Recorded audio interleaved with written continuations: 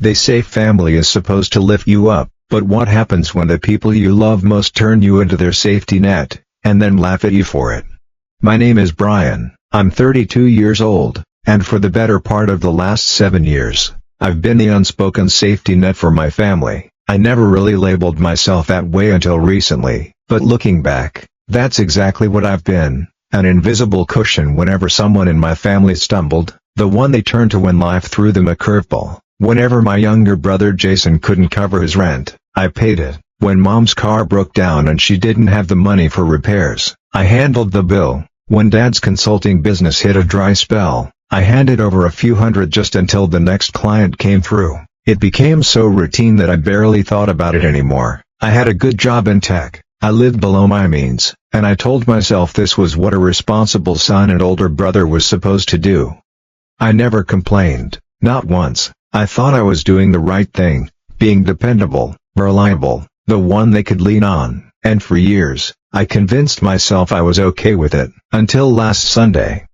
We were sitting in my parents' living room, all of us, Mom, Dad, Jason, and me, half watching a football game. The house smelled like coffee, that warm, Sunday afternoon quiet hum filling the air. Then, out of nowhere, Jason turned to me with this smug grin and said, "So, Brian, where's your wife and kids?" "Oh wait, that's right, you don't have any."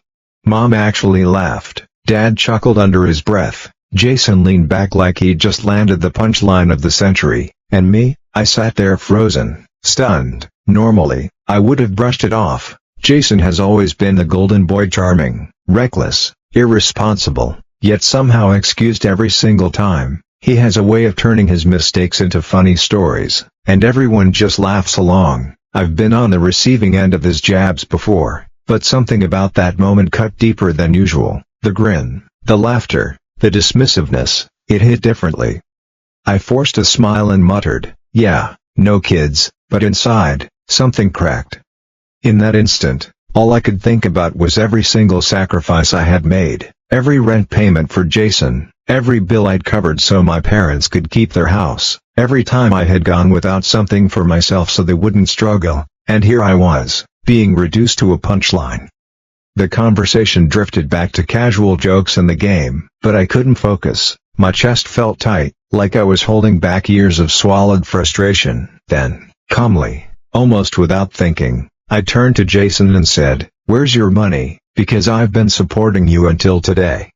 The room went silent. Jason's grin evaporated. Mom's eyes widened. Dad leaned forward like he hadn't heard me right. I didn't yell. I didn't raise my voice. It was the quiet finality that landed harder than any outburst could. Jason recovered first, forcing a laugh. "Wow, touchy much?" "It was just a joke." Mom gave a nervous little chuckle, patting my knee like she was trying to smooth it over. "You know your brother, don't take it seriously." I stared at Jason, the heat in my chest rising. "A joke?" I repeated. Dad cleared his throat. "Brian, we appreciate what you do for this family, but Jason's young, you can't expect him to be as responsible as you." That line, "You can't expect him to be as responsible as you," was like gasoline on a fire. I'd heard it my entire life. Jason didn't have to meet the same standards I did. He didn't need straight A's in school. He didn't need to pay rent when he dropped out of college. He didn't need to do anything but exist with that smile, and somehow, the world bent around him. Meanwhile, I had always been the one held accountable. I didn't argue, I just stood, grabbed my jacket, and said, "I'll see you later."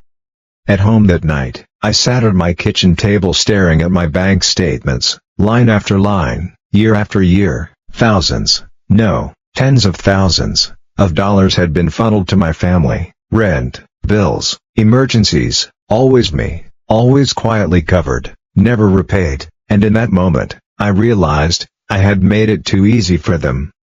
The days that followed were eerily quiet. Mom sent texts, "You okay?" Jason didn't mean it. You know how he is. I ignored them. I needed space. But then, on Thursday, Dad called. "We need to talk. The mortgage is due. You haven't sent anything this month." My chest tightened. "Yeah," I said slowly, "I'm not doing that anymore." Silence. Then Dad's voice hardened. "What do you mean?" "I mean I'm done. I'm done being the backup plan. I'm done being laughed at while I bankroll everyone else's lives. You can't just stop, Brian. Your mother and I rely on that money. That's the problem, I said coldly. You shouldn't. You're being selfish, he snapped. This family has always supported each other. I almost laughed. Has it? Because I don't remember anyone supporting me.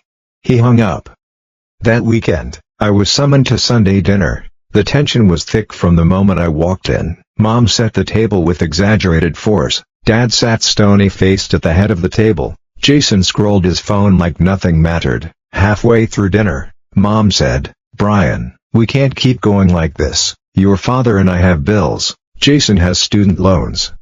He dropped out. I cut in. She blinked but pressed on. "You make enough to help. You've always done it." That was before I realized I'm the only adult in this house, I shot back. Jason sneered. "Oh, so you think you're better than us?" "No," I said sharply. "I work for what I have. You sit around pretending to figure your life out while living off me." "Whatever," he muttered. "You're still single, can't be that great."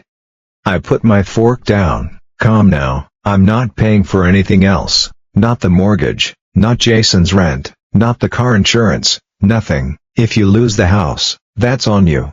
Mom gasped. Dad slammed his hand on the table. "Don't talk like that in this house." Then maybe I shouldn't be in this house. I left, heart racing but head clearer than ever. The calls started the next day, guilt trips, anger, manipulations, Mom crying, Dad raging, Jason mocking, and then came the breaking point. They showed up at my apartment unannounced, with grim faces and false smiles. Dad dropped a folder on my table. "We went to the bank. We co-signed your name on a home equity loan. The house is safe now." My stomach dropped. My name, my forged signature, tens of thousands tied to me without my consent. "You what?" I whispered. Jason smirked. "Hey, look on the bright side. You didn't even have to lift a finger this time." That was it. Something in me went cold. "Get out," I said. Mom's eyes widened. "What?" "Get out." And for the first time in my life, they listened.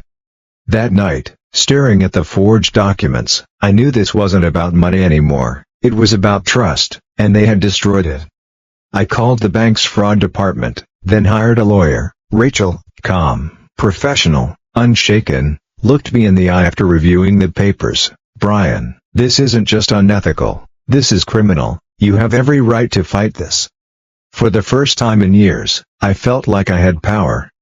I secured my accounts, froze my credit, gathered records. I built a binder of evidence, every transfer, every bill I'd paid, every text and voicemail. 7 years of enabling, laid bare. The total? $86,000.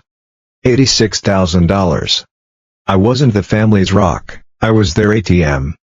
But not anymore. Rachel drafted a settlement letter, refinance the house, remove my name from everything, or face legal action, fraud, forgery, financial exploitation, all of it. The letter was sent by certified mail. And this time, I didn't flinch, I didn't feel guilty, I didn't doubt myself. For the first time in my adult life, I wasn't their safety net. I was the storm they never saw coming. If you were in my place, watching your family drain you, forge your name, and still mock you, what would you do? Would you keep sacrificing, or finally walk away? Let me know in the comments, and don't forget to like, share, and subscribe for more stories like this.